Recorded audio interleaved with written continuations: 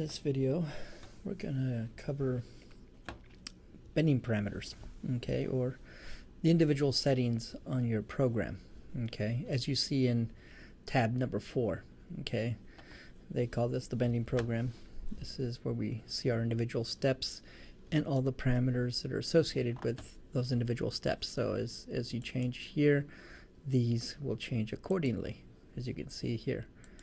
Okay, so they call those bending parameters, and you've probably seen before we have several columns here. This first one, 4.1 Y, is all the Y parameters for the RAM, or RAM parameters. This one up here says XZR, so that's going to be your back gauge parameters for the X here, for instance, the R axis, the height of the fingers. Over here for Z1 and Z2, retracts, and so on.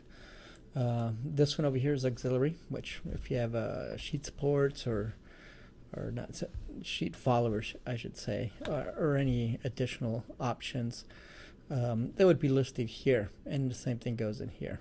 Okay, so but we're going to be dealing with these first two primarily. This is where the bulk of your editing is done. Okay, but there's a lot of hidden things in these parameters that are very important to know. I mean, you can get by in the beginning without tweaking them, but as time goes on, there's some really cool things you can do in these windows, in these parameters as you adjust them. So I'm going to start from the top, and this is probably going to be too long to do in one single video, so I'll probably break it up into two. So at any rate, we're going to start with our Y parameters, and starting with this very first one. And it doesn't say anything on here, but it always has an icon that represents what its parameter is. They do make sense. And this one is essentially the Y top, how high the Y axis goes when it returns from a bend. Okay, and this one's defaulting to 0.59. I'm going to click on this, and they call this input programmable start position. So this is where it retracts to. Usually that could include the height of your flange, so you can get it out easily. So this, we can plug in whatever number. This will come up by default, depending on what you're bending, and but we can change it to whatever we like. And there is some additional buttons that you see over here, and this one will say use the max values. If you don't know what the max is that you can put in, well, you can click this button and it'll use the max value. So it'll make the RAM go up way high in between bends. Okay, you may not want that. It's going to make things go slower because it's having to travel a lot more. But I can also use the minimum value. Okay, I'm going to click that, and look, it went down to 40 thousandths. And that's probably a bit small because that may not let you get your part out. Okay, or this one here is a default value, which is usually calculated based on your program. So I'm going to click the default, and that's usually around 1 inch, 0.94. Okay, that's what we see a lot. Okay, so that sets the Y top essentially. You can of course also go in here and type whatever value you want. Okay, you can dial that in yourself. Okay, so next one, this is going to be the mute point. It's set to 40 thou. This is the default, 40 thou or 1 millimeter. And let's open that up so you can see it. They call this input speed changeover distance, also referred to as a mute point, because that point is also the point where it's going to move to at rapid speed, and then from there down it moves to a bending speed. Okay, we almost always take this default. Most hydraulic machines are always at least a 1/4 inch above. This is unique to this specific height is unique to the electric brakes because they can react so quickly, they can stop that close to the material.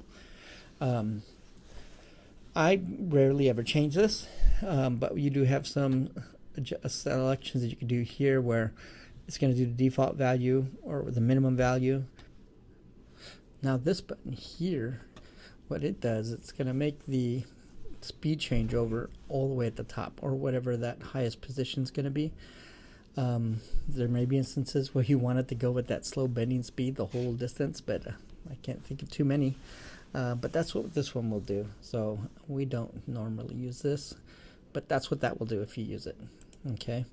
Normally I take the default 40 thousandths above the workpiece.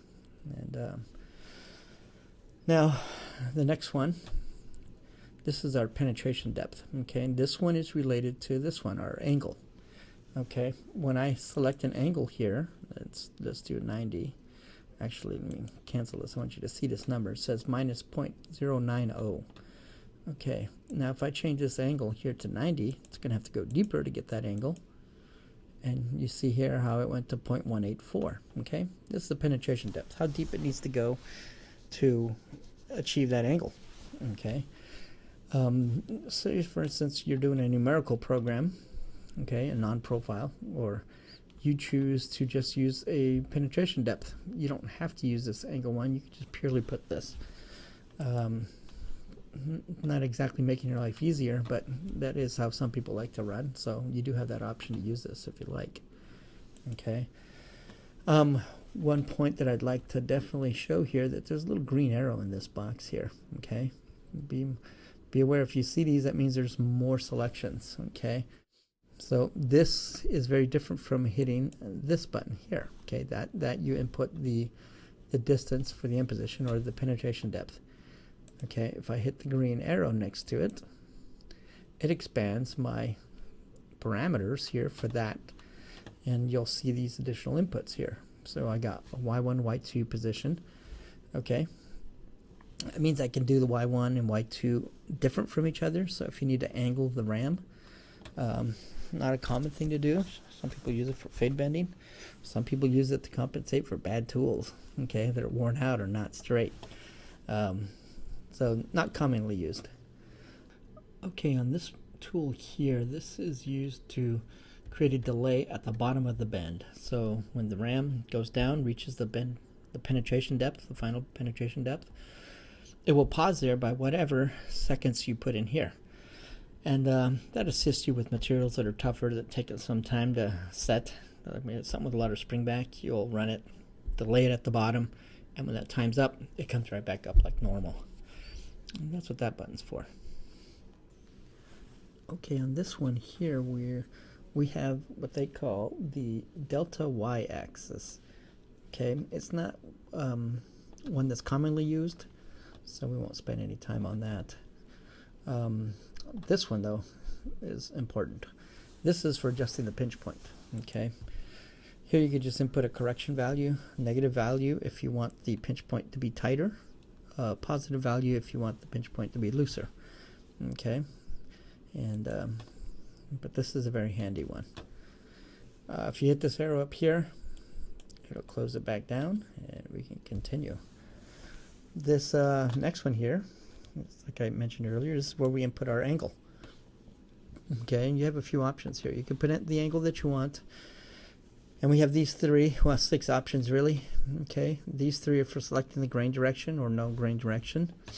Okay, these here are to determine the type of bend that you're going to be doing. This one they refer to as an air bend. Okay, standard air bend, where it's touching at 3 points, the 2 radiuses on the die and the tip of the punch. This guy here, okay, basically, you know, it's looking more like you're coining or bottom bending on this one, but this is where you just input a maximum tonnage, okay, for the bend. So it'll go, comes in contact, reaches a certain tonnage, and the RAM returns. This is primarily used for hemming tables or hemming die. You could just place this at the tonnage, and then that will, you keep raising it so you get the type of hem that you want. Okay, you start off low and you work your way up. Okay, so very handy. This other one's very unique to this machine. Haven't seen on any others, but this one allows me to have a step in a program that doesn't have any Y1 or Y2 movements. As this graphic illustrates here, it shows the Y1, Y2 in red, meaning if I select this one and check mark it, I will have no Y-axis movement. So it would be to just program a back gauge movement.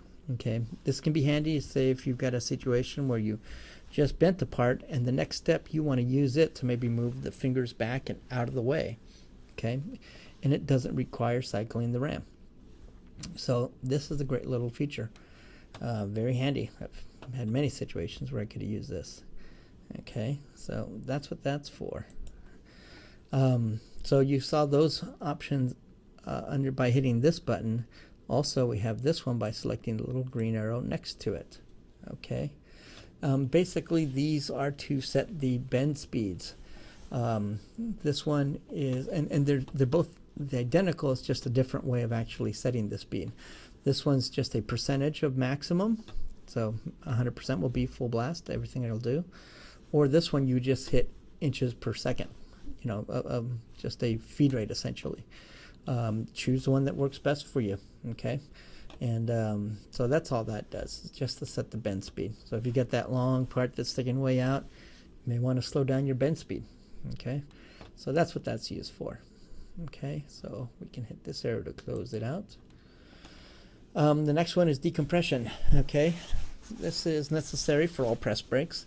When you put a machine under tonnage, the machine deflects underneath it. And what it does essentially is it uses this number to return it. In this particular instance, it's selected by all my parameters. Once I set my materials, it knows what to use. But in this particular instance, it's telling it that once I reach the bottom, I'm going to return back up real slow at first for the first 1 thou 5/10. Okay, and then from there it'll speed up. Okay, basically that lets the machine unwind essentially from its deflection, and it keeps it from making an unusual loud noise when you decompress a machine that's just been, you know, loaded down pretty heavily. And that's what that's used for. It's not something we commonly change. I, for the most part, always use the value that's calculated by the system. Okay, so that's decompression. This next one is the tons, maximum tonnage to be used for this particular step with the tool in mind. Or essentially it's calculating how much tonnage it needs to accomplish this bend.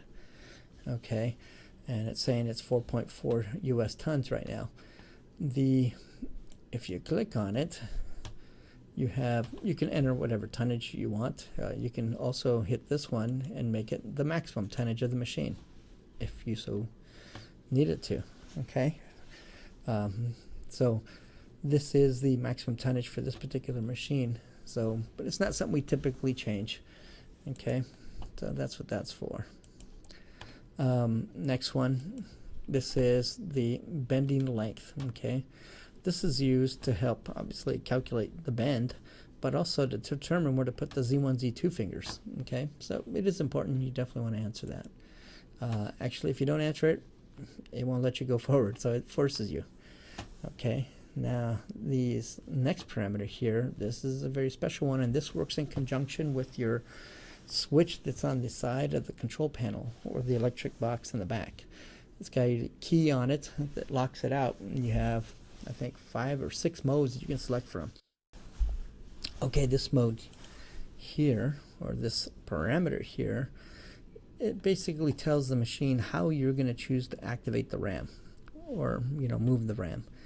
And there's 3 modes we can select, and these modes will behave slightly differently depending on the mode that you're in on the side switch that's on the electrical cabinet, the one that has 6 settings. So this first one is foot pedal only, so that's how you activate the RAM. Okay, in this case we could use the light curtain and foot pedal, meaning if I'm in mode 2, for instance, on that dial, if I use this mode, I would use one break of the light curtain will make the RAM go to the pinch point and stop, and then from the pinch point down you have to use your foot. Okay, the other mode that's on the dial that we'd use with this position is mode 3, which forces you to break the light curtain beam twice before it'll react. So that's what this one does here. And this mode, this will be curtain only, meaning I don't need to use the foot pedal at all. I will, based on the selection I have on my mode dial on the side of the cabinet, if I, for instance, if I'm in mode 2 and I curtain only, I can break the beam once, and then that will make the RAM go through its full stroke. It doesn't pause at pinch point or anything. It'll go all the way to the bottom and then come right back up. That's it for this first half of the video for doing the parameters. We're going to do another video for doing the next ones for the X, Z, and R.